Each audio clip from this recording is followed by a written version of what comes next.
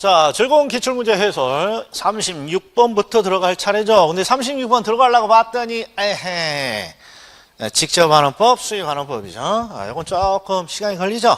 일단 넘어가 봐. 자, 그리고 37번 여기 틀려라고 준 거죠. 이 시상가액의 조정은 우리 수준을 조금 벗어나는 문제예요. 그래서 제가 제 부분 자주 나오지도 않고 이 시상가액이 나오면 항상 뭘 찾으라 그러냐 그러면 산술평균이라고 되어 있느냐 가중평균이라고 되어 있느냐 이것만 찾으라고 했어요. 이게 무슨 뜻이니 봐요. 자동차라는 하나의 물건을 여러 방식을 동시에 적용할 수 있어요. 뭐 거래사례 비교법으로 이렇게 측정할 수도 있고, 자 또는 원가법으로 이렇게 측정할 수도 있고, 그 다음에 뭐 수익환원법으로 이렇게 측정할 수도 있단 말이에요. 이렇게. 그러면 방식이 다르기 때문에 각각의 방식을 통해서 나온 이런 우리가 금액이죠. 금액의 수치가 다 달라. 그러면 어떤 과정이 필요합니까? 그러면 감정평가는요. 이런 방식을 적용해서 나온 수치들을 다 뭐라고 부르냐? 그러면 시험 삼아 산정한 가액이다 해서 시산가액이라고 불러요. 이게 바로 이거야. 시산가액은 3방식에 의해 도출된 각각의 가액, 그러니까 이렇게 방식을 적용해서 도출된 가액을 시험 삼아 산정했다라는 거야. 그런데 이제 의뢰인에게 이제 보고를 할 때는 요것들을 조합해서 최종적인 결론을 내서 줘야 될 거 아니야. 그래서 요것들을 싹 조정하는 거야. 뭘 만들기 위해서? 최종의 결론을 내기 위해서 싹 조정해서 하나의 가치를 보고하는 거야. 하나의 가치를. 여기 세 개 중에 하나 골랐어. 이게 아니라 하나의 가치를 최종적으로 보고서에다가 결론을 내준다고. 그러면 요 시상가액을 조정해야 되는데 우리 상식은 뭐 하면 될 것 같아? 그냥 더해서 나누기 3 이런 산술평균 하면 될 것 같죠? 절대 안 돼. 산술평균은 근거가 없어. 전문가가 산술평균을 하는 건 의미가 없어요. 전문가는 뭔가 이유를 대서야지. 그래서 가중평균이야. 다른 거 모르더라도 이거 하나만 기억해. 시상가액 나왔는데 다른 거 모르더라도 산술이라고 돼 있는지 가중평균이라고 돼 있는지 이거 하나만 보자. 그리고 대충 찍자. 이게 전략이야. 자, 38. 자, 무조건 맞춰야 되는데 자, 제 정답을 잘해줘. 대답만 못 해줘봐. 표준이가 보입니다. 그럼 뭐 확인해? 국토교통부 장관이라고 되어 있는지 확인해야지. 됐어? 자, 표준이라고 되어 있습니다. 그럼 항상 국토교통부 장관이라고 되어 있는지 봐야 돼. 근데 쭉 글을 읽다 보니까 기준이 된다. 이게 뭐야? 기준이 된다. 진짜. 기준이 된다. 그러면 표준지 공시지가는 뭐의 기준이 됩니까? 이 말은 표준지 공시지가 활용이고 정말 잘 나오는 거죠. 자, 그럼 표준지 공시지가는 어디다 써먹어? 국토교통부 장관이 표준위를 왜 만들어? 국토교통부 장관이 항상 표준위를 만들어. 그럼 이거 왜 표준을 만듭니까? 이걸 기준으로 뭐 산정하라는 거야. 이걸 기준으로 개별 공시지가 등 지가를 산정하라고 만드는 거야. 이게 항상 표준위는 지가 산정의 기준이야. 지가 산정의 기준. 이거 지가 산정의 기준. 그래서 봐봐. 국가, 지방자치단체가 업무와 관련해서 뭐 산정하고 있어? 지가를 산정할 때 기준이 됩니다. 당연한 소리다고. 그 다음에 또 봐. 감정평가법인이 토지를 감정평가, 토지의 평가라는 건 결국 뭐 산정하는 거야? 토지의 가격 산정하는 거지. 토지의 평가라는 게 결국 토지의 가격 산정하는 거잖아요. 실무적으로 그냥 쉽게 말하면. 그러니까 항상 표준위는 두 가지가 핵심이야.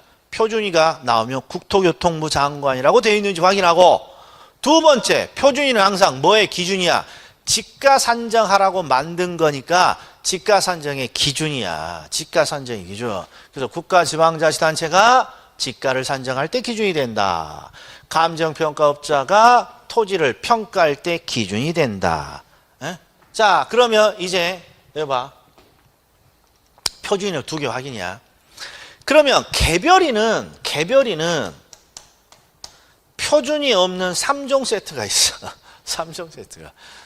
그 중에 일종만 오늘 합시다. 일종만 이 문제에서. 앞으로 계속 개별에만 있는 3종 세트는 미친 듯이 나오니까. 자, 그 중에 30회에서는 이거 하나만 암기합시다. 나 31회 때 물어볼 거야.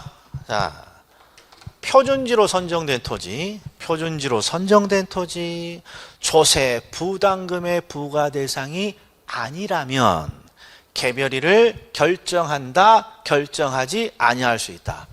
결정 공시하지 아니할 수 있습니다. 나 지금 하나만 암기하자 했어. 30회 때. 개별이는 항상 시험에 나오는 3종 세트가 있어. 자, 그 중에 가장 많이 나오는 게 표준지로 선정된 토지, 표준지로 선정된 토지, 조세 부담금의 부과 대상이 아닌 토지는 개별이를 결정 공시하지 아니할 수 있다. 표준지로 선정된 토지는 왜요? 국토교통부 장관이 작업을 해. 그러니까 시장군수구청장이 개별이를 별도로 산정할 필요 없고, 조세 부담금의 부과 기준이 대상이 아니에요. 그럼 돈 들여서 개별이 산정할 필요 없죠. 표준지로 선정된 토지, 조세 부담금의 부과 대상이 아닌 토지는 개별 공시가를 결정 공시하지 아니할 수 있다. 일단 이것까지만.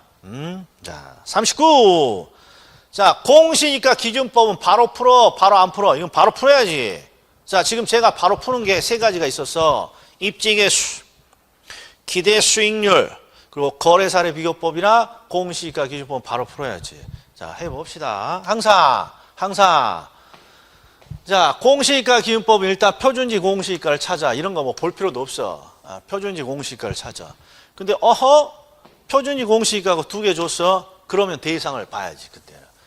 근데 뭘 봅니까? 그럼 항상 요걸 보는 거예요. 용도지역. 실무에서는 용도지역이 중요해. 왜? 지역의 가격 수준을 결정하니까. 그래서 용도지역이 일반 상업지역이니까 일반 상업지역에 요놈을 딱 요게 표준지 공시지가. 그럼 나머지는 수치만 보정해주면 되죠. 일단 상업지역의 수치인 5%를 적용해야지.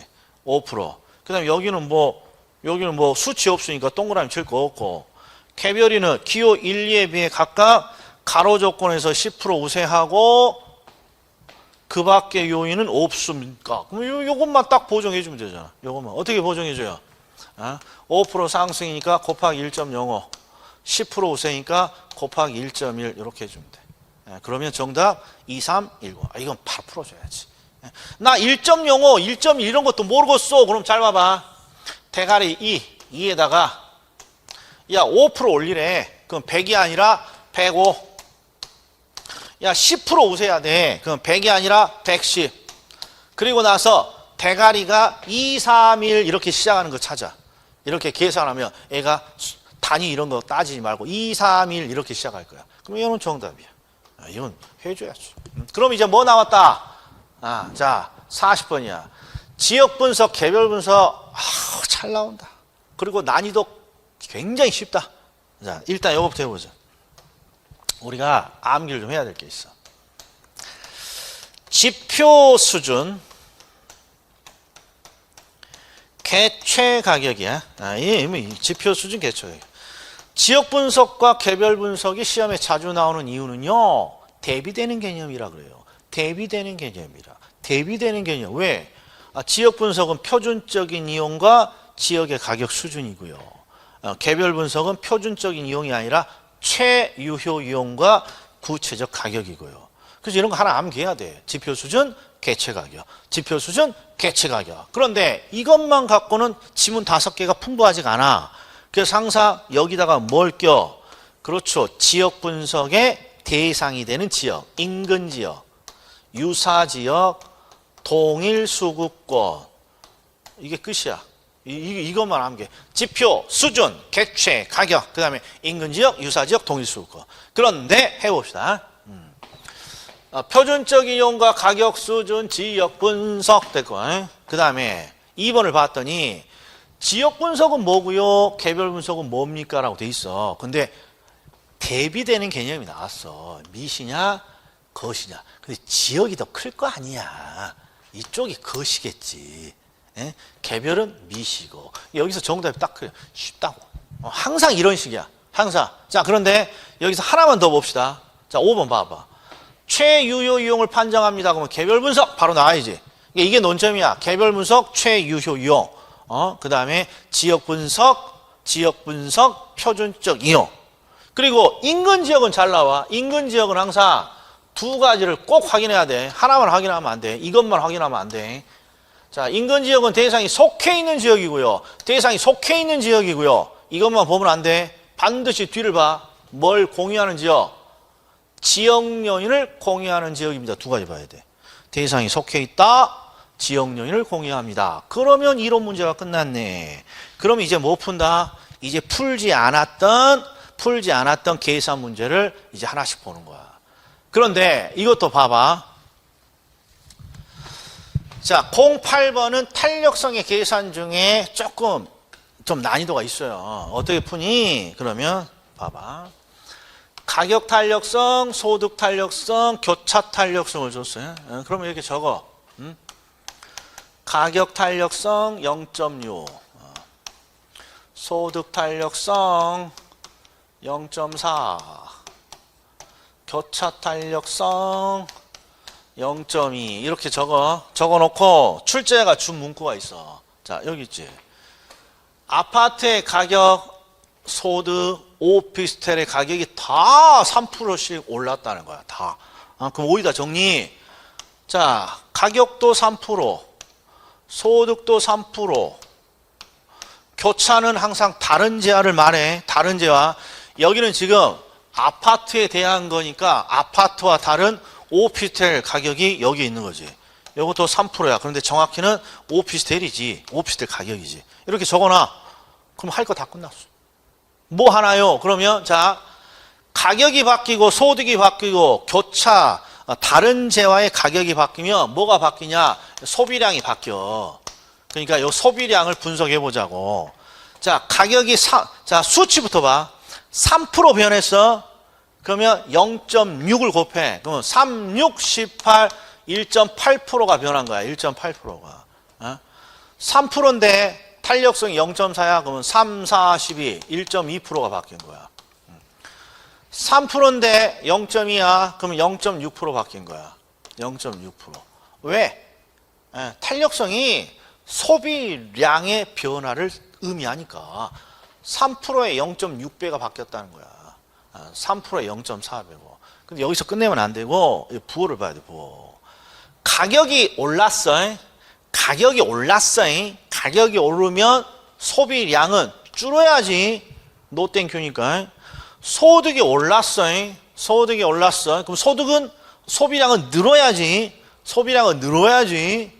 그 다음에 교차 탄력성은 항상 대체관계, 보완관계니까 무슨 제한지를 봐. 대체관계인지 보완관계인지. 그러면 꼭 대체제라고 하죠. 우리 시험 10번 다 대체제야.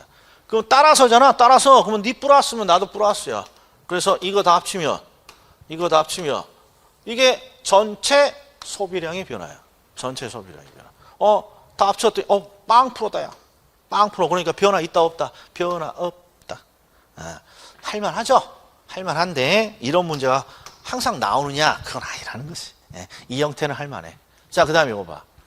09번은 일반적인 문제는 여기서 끝나. 균형 가격과 균형 거래량의 변화를 묻는 거야. 그럼 어떻게 해주면 돼요? 균형만 찾아주면 되지. 이게 수요 함수고 공급 함수야. 근데 뭐가 바뀌었다? 지금 공급 함수가 바뀌었잖아. 공급 함수가. 근데 함수가 좀 특이해. 함수가. 자, 그럼 봐요. 원래 균형은 수요량과 공급량이 또이또일 때 저울에서 어느 한쪽으로 치우치지 않고 균형이 있다. 이게 공식이죠? 수요량과 공급량이 또이또이 할 때. 그런데 천인공노하게 함수가 P는 200이래. 소비량이 없어. 그러니까 소비량과 무관하게 가격이 200원으로 고정이라는 거야. 가격이. 여기도 가격이 300원 고정. 그럼 어떻게 합니까? 자, 요놈이야. 자, 요 함수에다가 자, 가격 200원이야. 그럼 여기다 딱 집어넣어. 일단. 그럼 200이죠? 그러면 Q는 800 마이너스 2, 2는 4, 400. 그럼 Q는 얼마? Q는 400. 최초의 Q는 400이야. 그래서 거래량의 변화만 묻는 거야. 근데 이번에는 요 P를 요렇게 집어넣어 봅시다. 그럼 이제 어떻게 돼요? Q는 800 마이너스 2, 3은 6, 600. 그러면 Q는 200이죠? 그러니까 아하 200이 감소했습니다. 이게 소비량의 변화는 대충 찾는단 말이에요. 200 감소. 그런데 이제 이게 완전 탄력이냐 완전 비탄력이냐 이걸 보자고. 자, 요거 한번 봅시다. 자, 요쪽이 항상 가격이고 요쪽이 수량인데 지금 뭐라고 해놨어요? 가격이 목에 칼이더라도 200이다. 가격이 목에 칼이더라도 200이다. 그러면 가격이 200원으로 고정돼 있다. 이게 공급곡선 패턴이야. 그럼 뭐예요? 수평선이니까 완전 탄력적이죠. 완전 탄력. 그래서 이놈이 정답입니다. 자, 공급함수가 300이다. 그러면 가격이 이번에는 300으로 고정돼 있다. 수평선이니까 완전 탄력인 거죠. 요 놈은 조금 우리 수준에 좀 넘어가 있죠. 자, 그 다음에 비율 분석법. 자, 비율 분석법. 자, 요새 비율 분석법은 이거 안 넘어갔네. 요새 비율 분석법은 항상 현금 흐름 수지를 분석해야만 돼. 가유, 순전후. 가유, 순전후. 그런데 제 요령을 한번 보세요. 우리가 투자에서는 항상 두 가지를 분석해. 두 가지. 먼저 뭐부터 분석하니? 그러면 투자 금액을 분석해야지. 자, 부동산 2억 원짜리 투자했고요. 2억 원짜리 투자했고요. 이게 내 투자라고 생각하고 열심히 해. 내 투자라고 생각하고. 부동산 2억 원짜리 투자했고요. 그 중에 대출 얼마 받았다? 1억 받았어요. 2억 원짜리 사기 위해서 대출을 1억 받았어요. 그러면 우리가 수익을 지금 투자 금액을 분석한 거야. 수익을 분석하지 않아도 맞출 수 있는 주제가 있어. 요놈이지, 요놈. 대부 비율, LTV 또는 부채 비율, 대부 비율, 부채 비율. 요놈은 우리가 쉽게 찾지. 이거 봐요. 2억 원 중에 1억 대출 받았네요. 대출을 받은 비율, 이게 LTV잖아. 대출을 받은 비율 절반 받았잖아요. 그러니까 0.5. 그냥 대출 금액만 분석해도 되지. 자, 그리고 또 분석할 수 있는 게 하나가 있어. 요새 잘 나오는 거. DTI. 자, DTI는 정말 중요한 지표죠. 자, DTI는 이름이야. 이 D는 뭐의 D씨입니까? 그러면 소득의 D씨야. 소득의 D. 그리고 세 글자. 자, 우리가 금융론에서 DTI는 금융론의 지표니까 금융론에서 항상 세 가지 용어가 나와. 원금이 얼마인가요? 이자가 얼마인가요? 원금과 이자를 합친 원리금이 얼마인가요? 이 세 가지가 주된 용어야. 그런데 소득의 D씨고 세 글자. 그럼 여기서 세 글자 뭐겠어?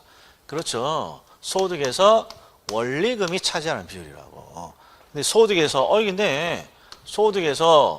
원리금이 차지하는 비율이야. 그러니까 500 나누기 1250 하게 되면 0.4 이런 놈도 맞단 말이에요. 이런 것들은 투자 금액과 그냥 간단하게 분석을 할 수 있는 거예요. 그리고 나머지는 전부 다 수익을 분석해야 돼요. 봐봐. 부채 감당률 공식은 손부채, 순영업 소득이 분석이 돼요.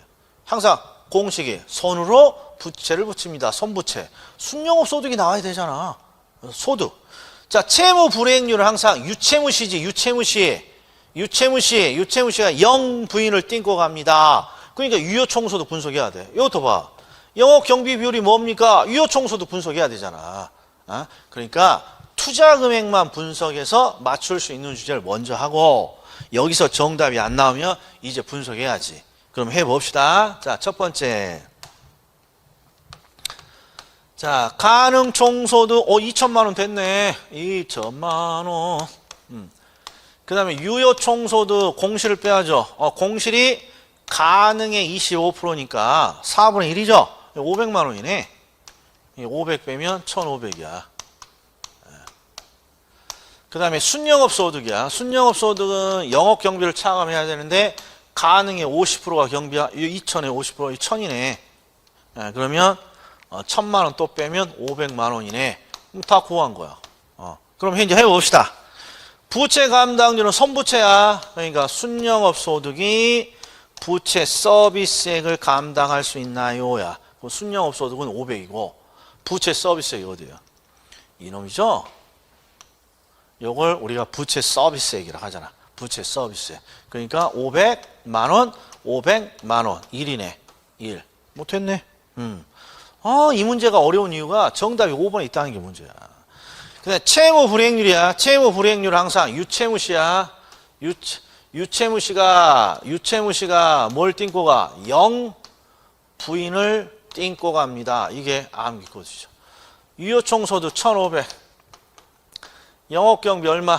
1,000만 원이라고 계산되어 있네. 부채 서비스에 여기 있네. 원리금 부채 서비스에 500. 아이고 위도 1,500 아래도 1,500 1번. 그러니까 야야 에이 재수없네. 5번이 정답이죠. 일반적으로 기출을 보면요 대부분 요 둘 중에 하나가 정답이에요. 둘 중에 하나가. 그래서 대부분 부채 감당률을 먼저 계산해. 투자금액 분석한 다음에 대부 비율, 부채 비율 분석한 다음에 부채 감당률이나 채무 불이행률을 가장 먼저 하는 거야. 근데 이제 이 영업 경비 비율은 뭐니? 그러면 영업 경비가 차지하는 비율이야. 근데 유효 총소득이라고 했으니까 유효 총소득에서 영업 경비가 차지하는 비율이죠. 그러니까 이게 유효 총소득 1,500만 원에서 영업 경비가 1,000만 원이잖아요. 이게 1,000만 원이 차지하는 비율이니까 대충 3분의 2야. 그러니까 0.67% 정도 되는데 0.8이라고 했으니까 틀린 겁니다. 자, 저는 개인적으로 이 문제 좋아합니다. 왜? 이게 조금 시간이 좀 걸리지만 좀 어려워 보이지만 수치만 바뀌어서 나오거든. 이게 정형화 돼 있거든. 자, 이거 봅시다. 순영업소득이야. 순영업소득 현재가치니까 현재가치 하라는 건데 순영업소득은 대부분 우리가 아는 건 유효총소득에서 영업 경비를 뺀 게 순영업소득인데 이 문제는 특이하게 뭐 유효총소득이다, 가능총소득이다 없고 그냥 임대료야. 그러니까 이게 유효총소득이다 생각하고 영업 경비를 빼면 순영업소득이다 이런 게 느껴져야지. 그럼 봅시다.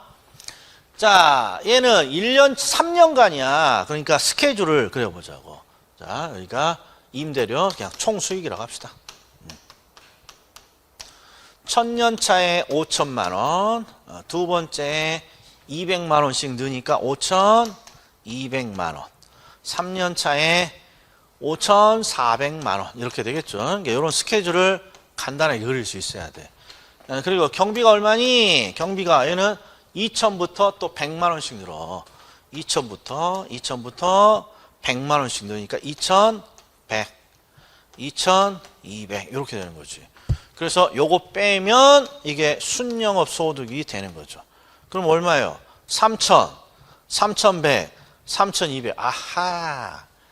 야, 5,000에서 200씩, 2,000에서 100이니까 결국 3,000만 원에서 100씩 늘구나. 이게 3,000, 3,100, 3,200 이렇게 되는 거죠. 그럼 여기까지는 됐어? 그러니까 3,000, 3,100, 3,200 이게 매년 3년 동안의 어떤 순영업 소득인 거죠. 자, 그럼 이제 봐봐. 요새 추세가 요 현가계수를 주는데 이 현가계수를 이해를 좀 해야 돼. 이해 한번 해볼 테니까 잘 봐요. 자, 내가 답을 해봐. 1년 후에 일시불이 있다. 야, 여기서 맞춰봐. 항상 우리가 현재 가치, 미래 가치는 요 기간이 다 말이야, 말. 그러니까 후야, 후. 자, 1년 후 일시불이 있다. 맞춰봐. 여기서. 요 놈이지. 이게 1년 후 일시불이지. 그런데 현가계수는 어떤 뜻이냐? 그러면 1년 후 일시불이 있다. 그걸 현재 가치로 환산하면 줄어들어야 돼, 커져야 돼? 항상 현재 가치는 할인이니까 줄어들어야지, 줄어. 그러니까 1년 후 일시불이 있다. 그러면 할인해야지. 할인. 근데 현재 가치로 하면 얼마로 주니? 95%로 준다는 거야. 이게 0.95야. 0.5. 이거 봐. 2년 후 일시불이 있다. 그걸 현재 가치로 환산하면 말이야. 90%로 준다. 이렇게 이해가 돼야 돼. 그럼 봐. 1년 후 일시불이 있다. 현재 가치로 합치면 얼마로 줄어? 95%로 준다. 0.95 하면 이게 1년 후 3천의 현재 가치야. 그 다음에 또 2년 후 일시불은 현재 가치 하면 0.9가 된다. 0.9, 90%로 준다. 여기에 0.9야. 3년 후 일시불은 0.85로 준다. 이런 거야. 그래서 요거 다 계산해서 뭐 해주면, 요거 다 계산해서 다 합산해주면 얘가 되는 거야. 이게 팁이야, 이게. 이것 때문에 얘가 풀어도 되는 문제야. 실제 계산을 많이 안 하니까. 1년 후 일시불이 있는데 그걸 현재 가치 하면 95%로 준다. 100원이면 95%로 준다는 거야. 95원으로. 자, 그 다음에 자, 비율임 대차. 이거 재밌어. 재미를 갖고 봐. 재미를 갖고. 우리가 비율임 대차는 우리 이론 문제로도 잘 나오죠. 근데 이론 문제가 어떻게 나오냐? 그러면 일단 기본 임대료가 있어. 기본 임대료가.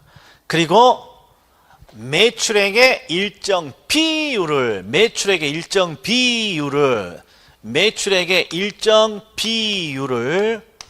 추가적으로 임대료를 납부합니다. 그러니까 기본적으로 기본 임대료에 매출액의 일정 비율을 추가적으로 임대료로 지급합니다. 그래서 이름이 비율 임대차잖아요. 비율 임대차. 잘 봐.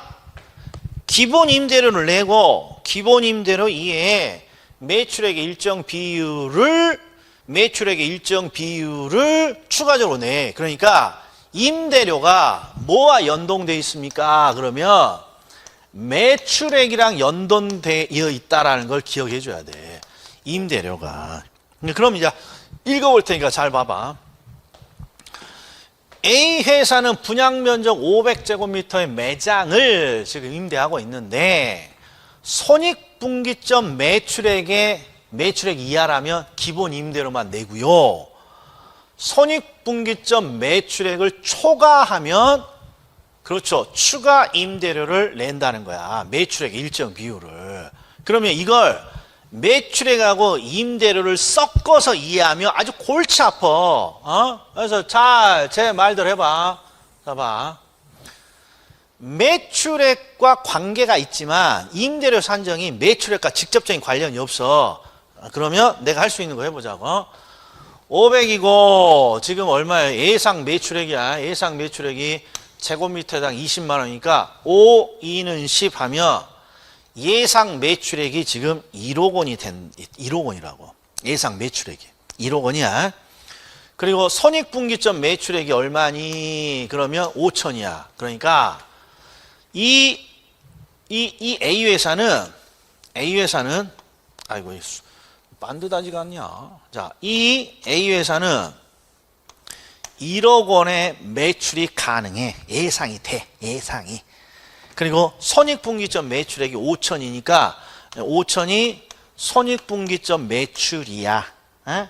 그러면 임대료를 어떻게 지불하니? 그러면 이걸 짬뽕 시키지 말고 요 사이에는 기본 임대료를 지급하고요.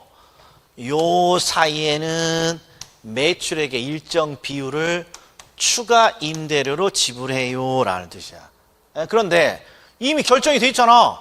이 사람은 이 A 회사는 1억까지 지금 가능할 거라고 생각하고 손익분기점 매출액이 5천이고 여기 봐라고. 초과 매출에 대한 10% 적용하니까 5천, 여기가 5천이죠? 추가되는 게 5천만 원에 10%인 500만 원을 그렇죠. 추가적으로 더 낸다라는 뜻이야. 뭐 이외에? 기본 임대료 이외에. 기본 임대료 이외에. 그럼 기본 임대료만 계산하면 되네. 여기 있네. 기본 임대료 5, 6, 30, 3천. 그러니까 3,500만 원. 이렇게 계산하면 쉽지. 이게 뭘 자꾸 내가 이거 질문을 받으면요.